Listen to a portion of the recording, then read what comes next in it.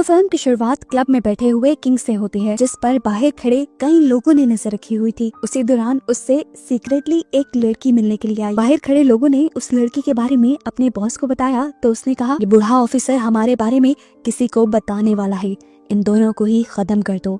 अंदर किंग जिससे मिला था वो एना थी, एक बाउंटी हंटर। वो पैसों के लिए लोगों को मारती थी। किंग उसे एक पिक्चर दिखाकर इस फैमिली को ढूंढने को कहता है, मगर एना इनकार कर देती है क्योंकि उसका काम सिर्फ लोगों की जान लेना था, वो किसी का पता नहीं चला सकती थी। अभी ये लोग बात ही कर रहे थे कि किंग ने एना के पीछे उन्हीं लोगों को देखा जो बाहर से इन्हें मारने के लिए आए थे। किंग ने एना से भाग जाने को कहा और खुद भी वो जाकर वॉशरूम में छुप गया। यहाँ जितने लोग उसे मारने आए थे उसने अकेले ही सबका सामना किया और जब क्लब से बाहर निकला तो देखा कि एना ने बचे हुए लोगों को भी मार दिया था और खुद वो जा चुकी थी। जो आदमी किंग को मरवाना चाहता था उसका एक स्नाइपर अभी भी कार में छुपा था, जो आखिर किंग को गोली मारकर उसकी जान ले लेता है। उसकी मौत की खबर अगली सुबह उसकी कलीग मेडिना को मिली, जिसने जाकर बॉडी की पहचान की। मेडिना जब उसकी बॉडी को देख रही थी तो उसके बाजू पे लिखा एक मैसेज उसे मिला कि अकाउंटेंट को ढूंढो। अब मेडिना जब किंग के घर गई तो दीवार पे लगी कई तस्वीरों से उसने जाना कि किंग किसी केस की इन्वेस्टिगेशन कर रहा था, जिस केस से काफी मर्डर्स भी जुड़े थे।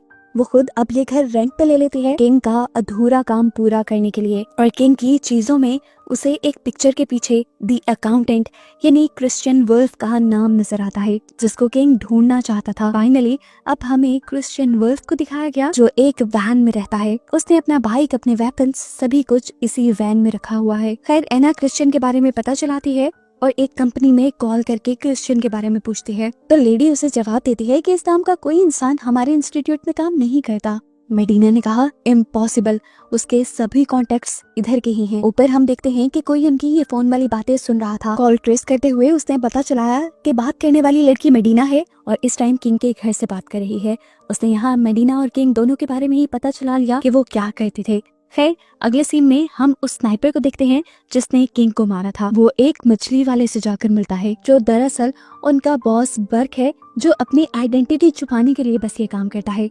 वो इस टाइम ह्यूमन ट्रैफिकिंग करता है, यानी लीगली इंसानों की स्मगलिंग करता है। इस चीज की खबर किंग को भी थी जिसे बर्क ने मरवा दिया था।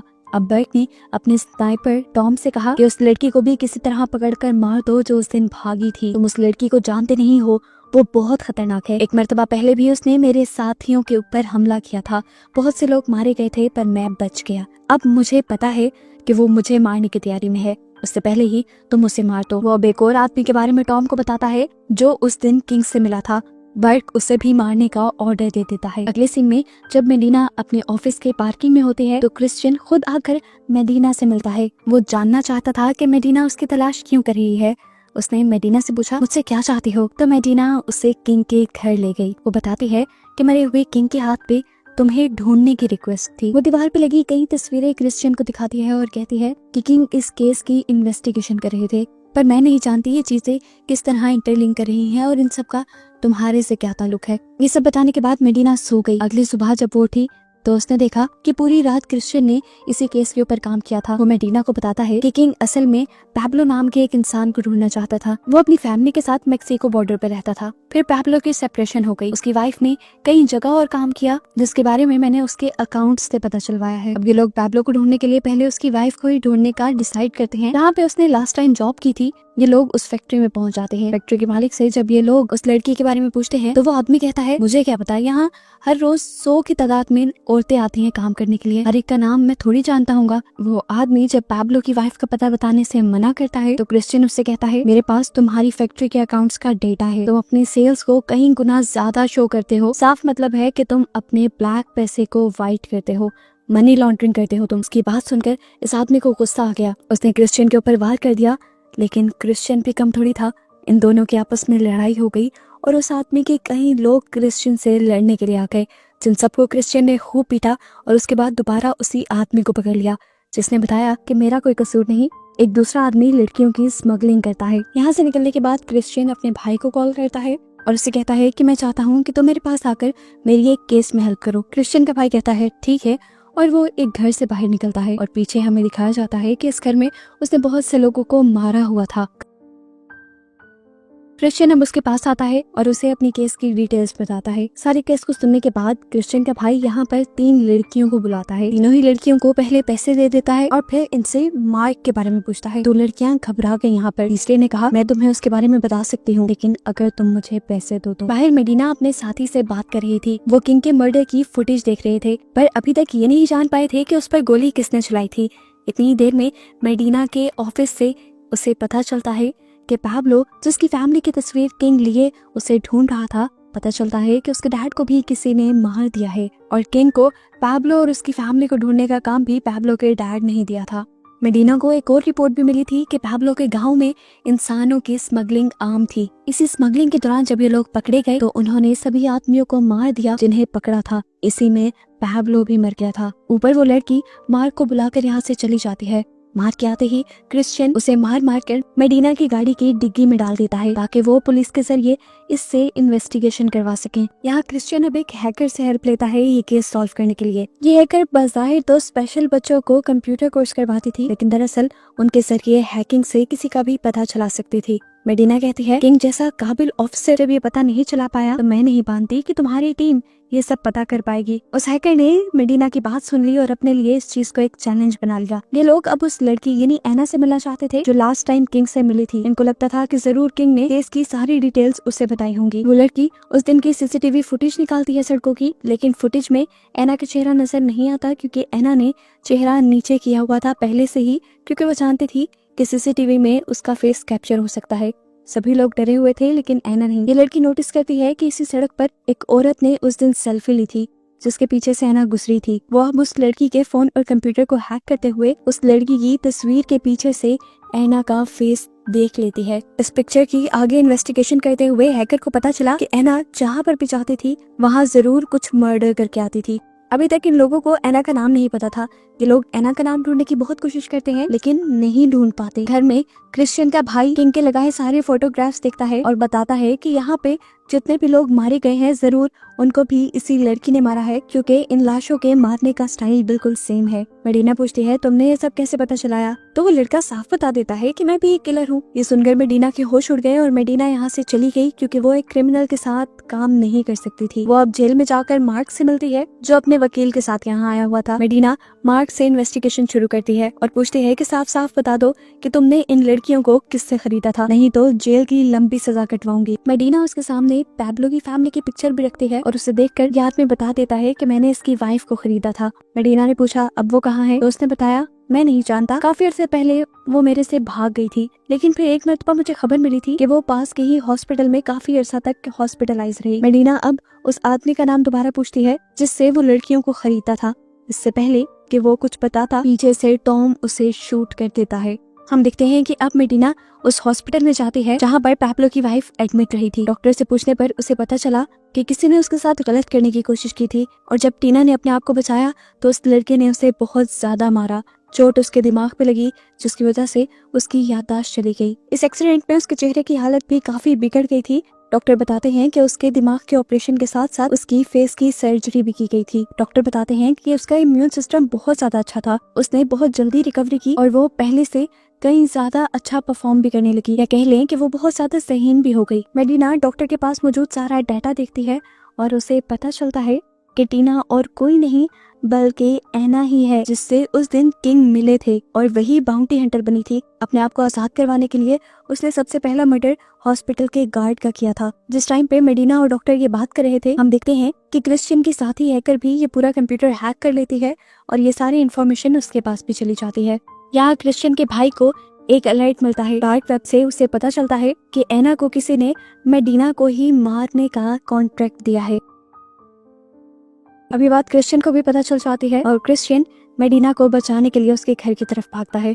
यहाँ हम देखते हैं कि एना पहले से ही उसके घर पे पहुंच चुकी है और वो मेडिना को मारने के लिए उसके ऊपर हमला कर दी है। लेकिन मेडिना भी कोई आम लड़की नहीं थी, उसे अपने आप को डिफेंड करने की पूरी ट्रेनिंग दी गई थी, जिसकी वजह से वो फिलहाल के लिए अपनी जान बचा लेती है। और इतने में ही एना की नजर यहाँ पर मौजूद एक पिक्चर पे चली जाती है जो दरअसल उसी की फैमिली की थी। ये पिक्चर्स देखकर उसे सारा कुछ यानी अपना पास्ट याद आने लगता है। उसके दिमाग में वो सारी कहानी घूमने लगी जो उसके साथ हुआ था। उसके गांव के सभी लोगों को कुछ लोगों ने जबरदस्ती पकड़ लिया था। इन बुरे लोगों ने सभी औरतों को पकड़कर बर्क को बेच दिया था और यहाँ पर इन्हीं के सामने इनके हस्बैंड्स को मार दिया गया। इतनी ही देर में यहाँ पर क्रिश्चियन भी पहुंच चुका था। एना को खोया हुआ देखकर वो समझ गया कि एना को सारी बातें याद आने लगी हैं। वो उसे ऑफर करवाता है कि मैं तुम्हारे बेटे को तुम्हें लाके दे सकता हूँ, मैं जानता हूँ वो कहाँ पर है। पर एना ने जवाब दिया कि अब मुझे वो नहीं चाहिए, मैं उस लाइफ को छोड़ चुकी हूँ। ये कहने के बाद एना वहाँ से चली गई और क्रिश्चियन घायल मेडिना को हॉस्पिटल लेकर गया। अब यहाँ पे हमें बर्क को दिखाया गया जो ह्यूमन ट्रैफिकिंग करवा रहा था। उसे ये बात तो पता चल गई थी कि मेडिना उसके पीछे पड़ चुकी है, इसलिए उसने पहले ही एना को मेडिना को मारने के लिए भेजा। लेकिन जब उसे पता चला कि मेडिना अब भी बच गई है तो वो समझ गया कि अब उसका बिजनेस और वो खतरे में है। उसने अपने आदमियों को कहकर अपने इलीगल सारे कामों को छुपाने का कहा और यहाँ से सभी बच्चों को किसी दूसरी लोकेशन पे शिफ्ट करने का ऑर्डर दिया। अब क्रिश्चियन को भी अंदाजा था कि बर्क खामोश नहीं बैठेगा, उन सब लोगों की जिंदगी खतरे में पड़ जाएगी जिन जिनको उसने बंदी बनाया हुआ है। इसलिए वो अपने भाई के साथ उन बच्चों को बचाने के लिए निकल जाता है। क्रिश्चियन की हैकर ने सब कुछ पता चलाते हुए उन्हें बताया कि मेक्सिको बॉर्डर के थोड़ा सा आगे उसने एक बस को देखा है जिसमें बहुत सारे बच्चे जा रहे हैं और ये सारे जरूर बर्क से ही लिंक्ड है। क्रिश्चियन हैकर से कहता है तुम पता चलाने की कोशिश करो वो इन बच्चों के साथ करेगा क्या। तो वो हैकर पता चलाती है कि कुछ ही दूरी पर बर्क एक बहुत बड़ा गड्ढा खुदवा रहा है जिसके अंदर वो इन सारे बच्चों को जिंदा दफन कर देगा। क्रिश्चियन अब जल्दी से उन बच्चों को बचाने के लिए अपनी कार लिए बर्क की इस जगह पे पहुंच गया। उसने जाते ही धड़ाधड़ फायर करके कुछ गार्ड्स को उड़ा दिया, जिसके बाद वो गाड़ी लेकर और आगे बढ़ गए। यहाँ पर बर्क के लोग उसकी गाड़ी पे धड़ाधड़ फायर करना शुरू कर देते हैं, इसलिए ये दोनों गाड़ी से बाहर निकल कर कहीं छुप गए। वहाँ से इन्होंने देखा कि टॉम यानी बर्क का वो स्नाइपर सभी बच्चों को तेजी से बस में बिठा रहा है। उनको बचाने के लिए पहले इन्हें उनके सामने आने वाले गार्ड से लड़ना था और इनको रोकने के लिए वो गार्ड्स इनके ऊपर एक बॉम्ब फेंक देते हैं, लेकिन लकीली ये दोनों बच गए। इसके बाद क्रिश्चियन ने अपने भाई को कहा कि तुम उस बस के पीछे जाओ, मैं यहाँ सब कुछ संभालता हूँ। जाते जाते वो भी किसी हीरो की तरह यहाँ मौजूद गार्ड्स को मारता जा रहा था, लेकिन अब एक गार्ड ने उसे जख्मी कर दिया। टेंशन में आने की बजाय वो हंसने लगा क्योंकि उसे पता था कि अगले ही पल यहाँ पे क्रिश्चियन आने वाला है। क्रिश्चियन ने उस गार्ड को भी मार दिया और अपने भाई को भी बचा लिया। हम देखते हैं कि टॉम बस को उस जगह पर ले आया था जहाँ सभी बच्चों को उसने गाड़ना था। तेजी से भगाते हुए उसने सभी बच्चों को गड्ढे में जाने का कहा। इतने में यहाँ पर क्रिश्चियन और उसका भाई आ गए। यहाँ मौजूद सभी लोगों पर वो फायर करने लगे। टॉम अब देख चुका था कि वो उसे भी मारने के लिए उसके सामने आएंगे, इसीलिए वो पैब्लो के ही बेटे को गन पॉइंट पे ले लेता है। बच्चे को बंदी बना देखकर क्रिश्चियन भी थोड़ा सा डर गया। वो बस के अंदर आया, उसने गन टॉम पे ही पॉइंट की हुई थी। अपने डर को काबू करने के लिए वो एक पोइम पढ़ने लगा और उसके बाद उसने एक गोली चला दी जो ठीक टॉम को लगी और टॉम सब लोगों को खत्म करने के बाद ये दोनों अब सभी बच्चों को रेस्क्यू कर लेते हैं और इन्हें लेकर वापसी के लिए बढ़ते हैं। दूसरी तरफ दिखाया जाता है कि क्रिश्चियन की हैकर ने एना को कॉल किया और उसे बर्क की हकीकत बताई कि किस तरह वो ह्यूमन ट्रैफिकिंग करता है। उसी ने पहले एना को और उसकी गांव की लड़कियों को पकड़कर बेचा था और उनके हस्बैंड्स को मारा था और अभी भी वो बच्चों की ह्यूमन ट्रैफिकिंग कर रहा था जिन बच्चों को क्रिश्चियन ने बचा लिया है। उसी की कैद में तुम्हारा बच्चा भी था जिसे क्रिश्चियन और बाकी लोग बचा चुके हैं। बर्क की हकीकत जानने के बाद एना को बहुत ज्यादा गुस्सा आया और वो मारने के लिए उसे उसके घर पहुंच गई। बर्क एना को देख के ही वहां से भागने की कोशिश करता है, लेकिन एना भी अपना चाकू लेकर उसके पीछे भाग जाती है और यहीं से सीन कट हुआ और कई हफ्तों बाद हमें मेडिना को दिखाया गया जो बर्क के सभी चीजों को सील कर चुकी थी। वहां से उसे ह्यूमन ट्रैफिकिंग के बहुत सारे और भी सबूत मिले थे।